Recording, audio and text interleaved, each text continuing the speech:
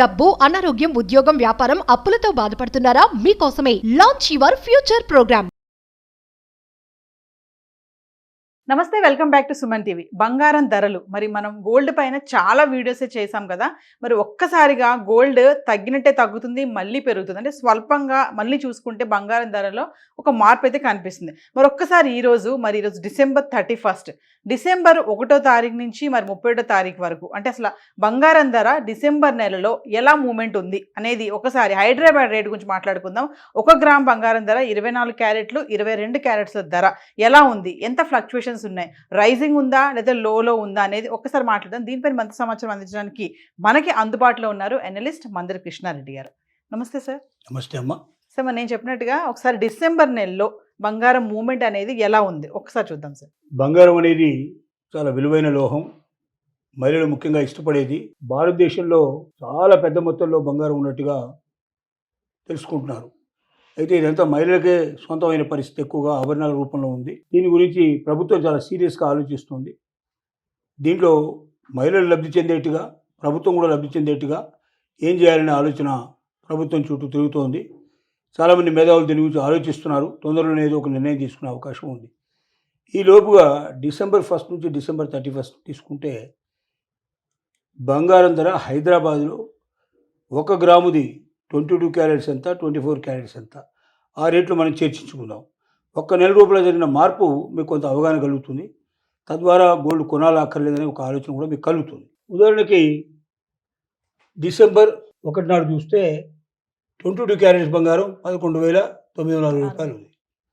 అదే 24 క్యారెట్స్ బంగారం 13,048 రూపాయలు ఉంది. డిసెంబర్ 31 నాడు చూస్తే 22 క్యారెట్స్ బంగారం 12,395 రూపాయలు ఉంది.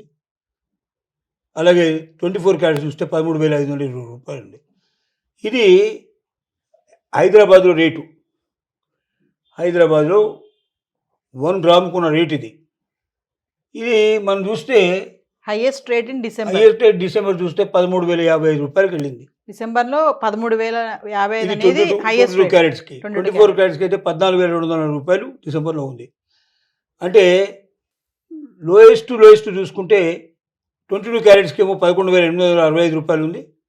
అలాగే 12,944 రూపాయలు డిసెంబర్ 9 నాడు బాగా తక్కువ రేట్లో ఉంది.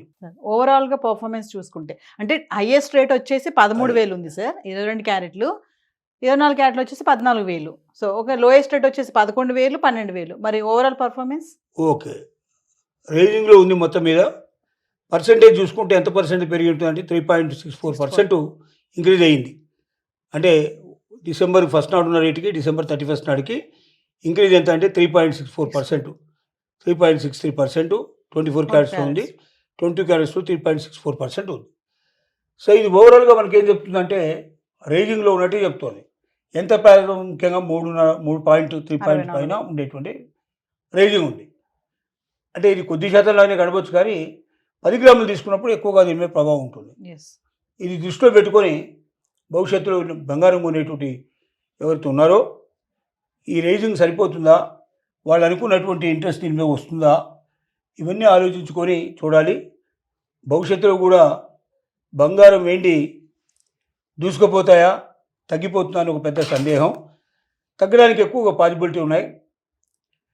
ఎందుకంటే యుద్ధాలు గురించి మనం ఆలోచించాలి. యుద్ధ మేఘాలు ఇంతకుముందు బాగా కమ్ముకున్నాయి. మరి ఇప్పుడు ఆ యుద్ధ వేగాలు తగ్గిపోయే పరిస్థితి కనపడుతుంది. యుద్ధాలు కూడా ఆగిపోతే, పూర్తిగా శాంతి కలిగితే అప్పుడు బంగారం బెంగి తగ్గే అవకాశాలు ఉన్నాయి, లేకపోతే పెరిగే అవకాశాలు ఉన్నాయి.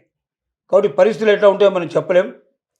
డాలర్ మీద, 2 స్టాక్ మార్కెట్ మీద, రకరకాల ఆలోచనల మీద ఆధారపడింది. ఏది ఏమైనప్పటికీ వెండి మాత్రం బాగా పెరిగే అవకాశం ఉంది భవిష్యత్తు లోపల. కారణం ఏంటంటే వెండిని ఒక ఆభరణాలనే కాకుండా ఎలక్ట్రిక్ వెహికల్స్ మీద, అలాగే మరి దాన్ని రకరకాలుగా ఉపయోగిస్తున్నారు. ఇలా ఎక్కువ వాటిని ఉపయోగించడం వల్ల దాని యొక్క డిమాండ్ బాగా పెరిగింది. ఈ డిమాండ్ వల్ల భవిష్యత్తులో కూడా వెండి బాగా పెరిగే అవకాశం ఉందని చెప్పొచ్చు. బంగారం సంగతి మాత్రం స్పష్టంగా మనం చెప్పలేం. ఇంకొంచెం వేచి ఉంటే కానీ మనకు పూర్తిగా అవగాహన కలుగుతుంది. అంటే సార్ 2025 డిసెంబర్లో మాత్రం ఓవరాల్గా పెర్ఫార్మెన్స్ చూస్తే రైజింగ్లోనే ఉంది. మరి ఇంకొక రోజులో మనం న్యూ ఇయర్లోకి వెళ్ళిపోతున్నాం 2026కి. అంటే అక్కడ కూడా మళ్ళీ ఫ్లక్చువేట్ అయ్యే ఛాన్సెస్ ఉన్నాయి అనుకోవచ్చు అంటారా? ఇది మొత్తం ప్రపంచ పరిస్థితులను బట్టి ఆధారపడింది. ఎవ్వరు కూడా లోకల్ పరిస్థితుల గురించి మనం చెప్పలేం. కాబట్టి తగ్గుతుందా పెరుగుతుందా అని వెండి మాత్రం పెరిగే అవకాశాలు ఎట్టి పరిస్థితుల్లో ఉన్నాయి. బంగారం మాత్రం కొంచెం ఆగి వేచి చూస్తే మంచిది. అంటే దాన్ని బట్టి నేను యుద్ధం ఎంచుకోను. కారణంగానే మనకి తగ్గే ఛాన్స్ అంటున్నారు కదా సార్. అంటే యుద్ధానికి బంగారానికి ఏం సార్ సంబంధం ఏంటి అంటే? ఏమిటి అంటే ఇప్పుడు యుద్ధాలు ఉండటం వల్ల అందరూ భయపడి ఏం చేస్తారంటే బంగారాన్ని దాచుకోవడానికి ప్రయత్నం చేయడం, డాలర్ రేటు పడిపోవడంలో కూడా ఇంకా అవకాశాలు ఉన్నాయి. తర్వాత యుద్ధం ఎప్పుడు పెరుగుతుందో, యుద్ధం పెరిగితే బంగారం లాంటివి దొరకవు కాబట్టి ముందుగానే కొనుక్కొని పెట్టుకోవాలని చాలామంది ప్రయత్నం చేస్తారు. కానీ యుద్ధం తగ్గిపోతే ఆ భయాలు ఉండవు, ఆటోమేటిక్గా బంగారం రేటు తగ్గిపోయే అవకాశాలు ఉన్నాయి. Thank you sir.